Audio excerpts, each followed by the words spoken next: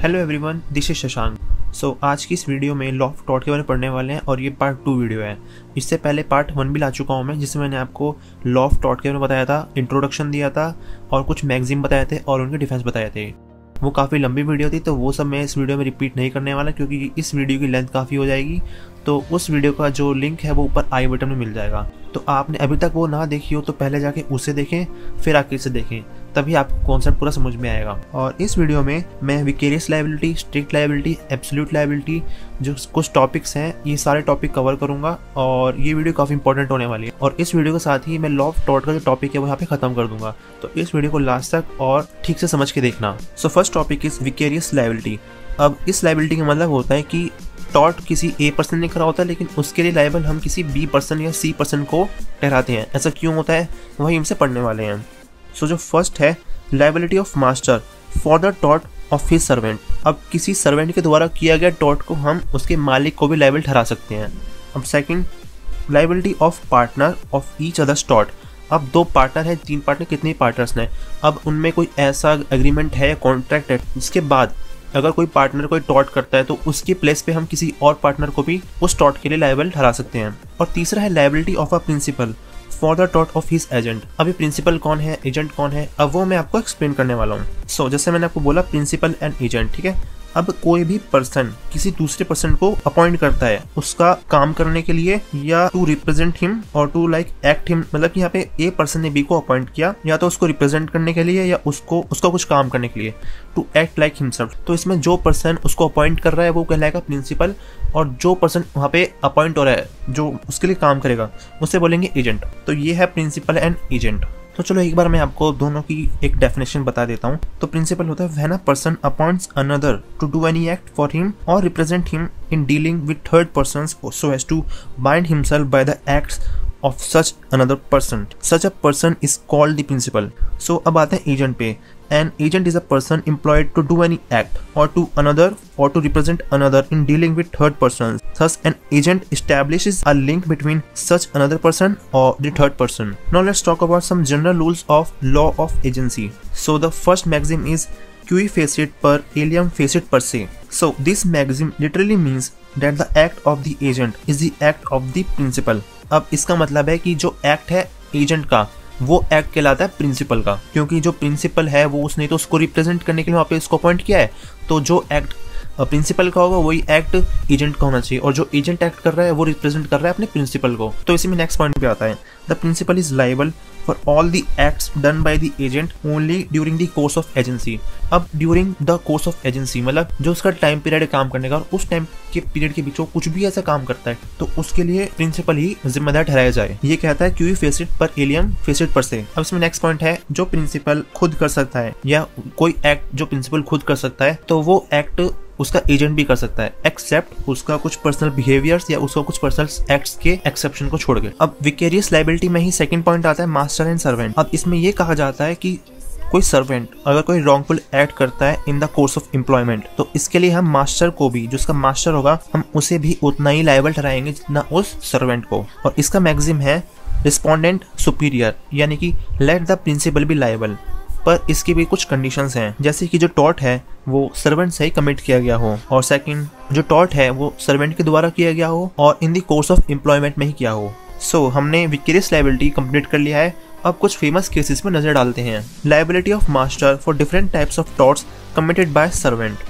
First one is fraud by servant. When a servant, while in the course of employment, commits a fraud, the master would be liable for the same. जैसे कि मैंने आपको पहले बताया था, अगर कोई भी सर्वेंट अपने कोर्स ऑफ एम्प्लॉयमेंट के मतलब टाइम के अंदर कोई टॉट मतलब कमिट करता है तो उसका लायबल उसका मास्टर भी उतना ही होगा। First case is Lloyd versus grey Smith and corporation. यहाँ पे जो मिसेस लॉयड है वो मिस ग्रे स्मिथ के पास जाती हैं इन्वेस्टमेंट रिलेटेड कुछ एडवाइस लेने के लिए, लेकिन वहाँ पे उन्हें उनका क्लर्क मिलता है जो उन्हें बोलता है कि आप अपनी प्रॉपर्टी को बेच दीजिए और जो पैसा आएगा उसको री इन्वेस्ट कीजिए। जो मिस लॉयड है उन्होंने कुछ सर्टेन कागजात साइन कर दिए जो कि सेल डीड थे, और जो बाद में पता लगता है कि वो एक गिफ्ट डीड थे क्लर्क के नाम पे, और क्लर्क के पास जो उसकी प्रॉपर्टी से पैसा आया वो उसने मिस अप्रोप्रिएटली यूज कर लिया, एंड उस क्लर्क के फ्रॉड के बाद उस कंपनी को लायबल ठहराया गया। अब सेकंड पॉइंट आता है theft by servant. If a servant steals good interested to his master, the master is liable to the plaintiff. इसका सबसे फेमस एग्जांपल है Morris versus CVW Martin and sons limited. जो यहाँ पे डिफेंडेंट डिपेंडेंट है वो ड्राई क्लीनिंग की service देता है। उसके पास एक फर कोट आता है जो उसके ट्रस्ट पे उसे दिया जाता है उसको ड्राई क्लीन करने के लिए,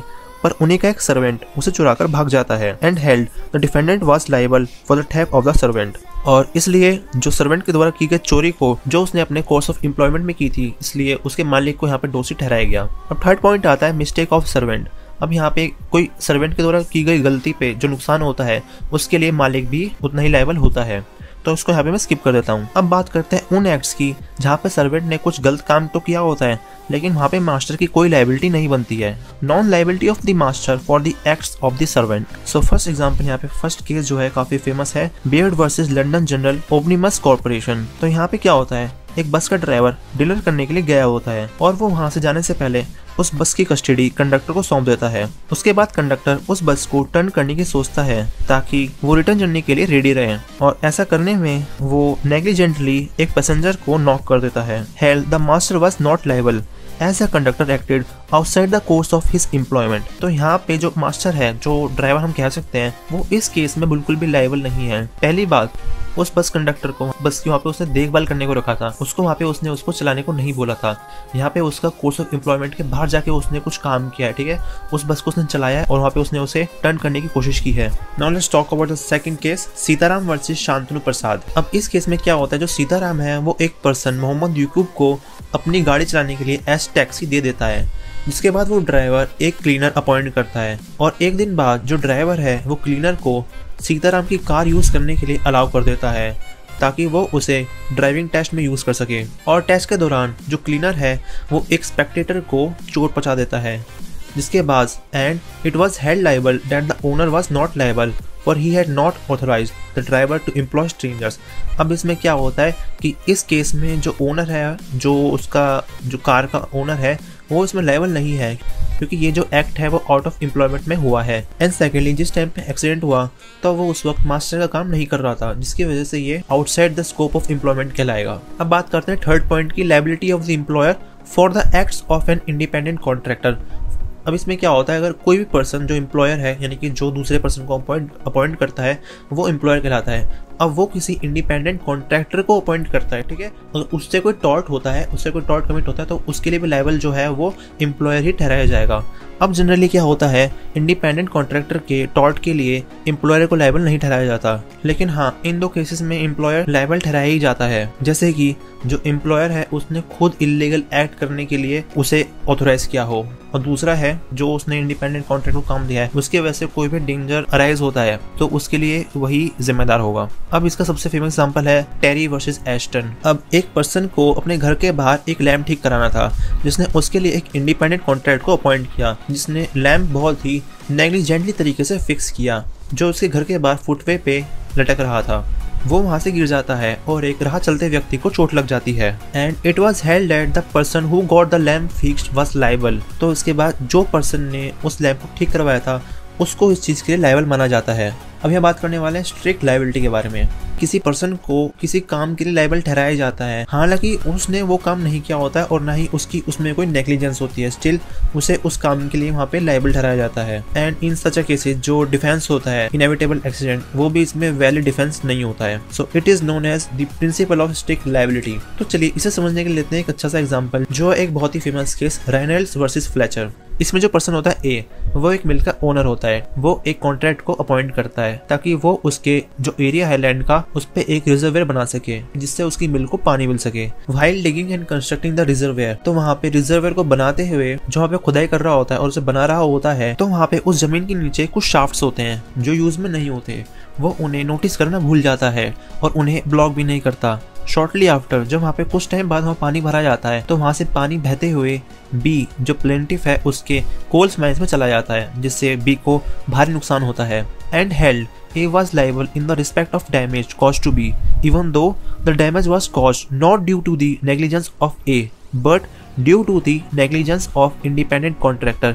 यहाँ पे ए को लायबल ठहराया जाता है, हालांकि यहाँ पे उसकी कोई नेग्लिजेंस या कोई गलती नहीं होती। अब बात करते हैं स्ट्रिक्ट लायबिलिटी के कुछ एसेंशियल इंग्रेडिएंट्स की, कि जो पर्सन है वो अपनी जमीन पे कुछ डेंजरस चीज लाया हो और वो जो चीज लाया हो जो उसका यूज कर रहा हो लैंड का वो नॉन नेचुरल यूज हो। अब जो डिफेंडेंट है उसे लायबल ठहराने के लिए प्रूव करना पड़ता है कि वो अपनी लैंड का नॉन नेचुरल यूज कर रहा था।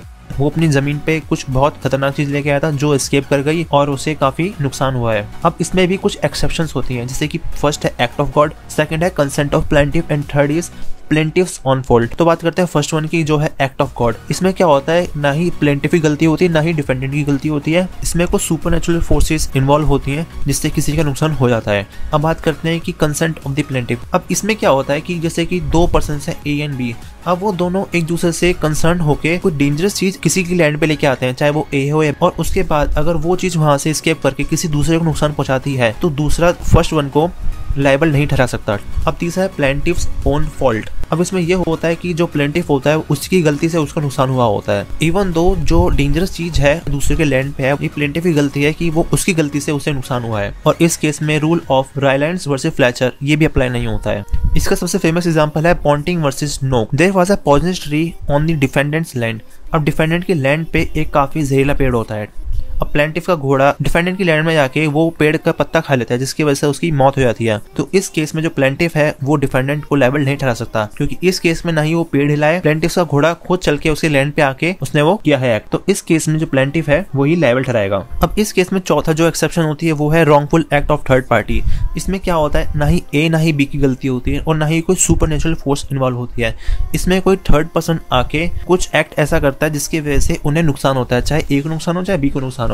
किसी को नुकसान होता है तो इस केस में दोनों ही एक दूसरे को सू नहीं कर सकते हैं। सो अब चलते हैं नेक्स्ट इंपॉर्टेंट पॉइंट पे, वो है एब्सोल्यूट लायबिलिटी। सो ये जो पाथ ब्रेकिंग डिसीजन है ये लिया गया था सुप्रीम कोर्ट के द्वारा after 2 major gas leaks. First gas leak was escape of methyl isocyanate from the Union Carbide plant, which is also known as Bhopal gas strategy, and the leakage of oleum gas from one of the units of Shriram Foods and Fertilizers. So ये दो वो major gas leaks थी जिसके बाद supreme court ने ये path breaking decision लिया था। अब बात करते हैं नेक्स्ट इंपॉर्टेंट टॉपिक की, जिसका नाम है torts in relation to persons. अब इसमें पहले आता है फर्स्ट पॉइंट जिसे हम बोलते हैं असॉल्ट। इसमें फर्स्ट पार्टी सेकंड पार्टी को मारने की डराने की कोशिश करती है। इन डिफेमेशन जो ए पार्टी है वो बी पार्टी को, या फिर जो पर्सन ए है वो बी पर्सन को पब्लिक में डिफेम करने के लिए, उसका जो पब्लिक में ओपिनियन है उसको नीचे गिराने के लिए, पब्लिक में उसकी रेपुटेशन नीचे गिराने के लिए अगर कोई काम करता है, इसे बोलते हैं डिफेमेशन। अब जो टर्म डिफेमेशन है वो एक जेनेरिक एक्सप्रेशन है जो इंक्लूड करता है लिबल एंड स्लैंडर। अब जो लिबल है वो एक डिफेमेटरी स्टेटमेंट होता है जो परमानेंट एंड विजिबल फॉर्म होता है। फॉर एग्जाम्पल उसके बारे में राइट करना,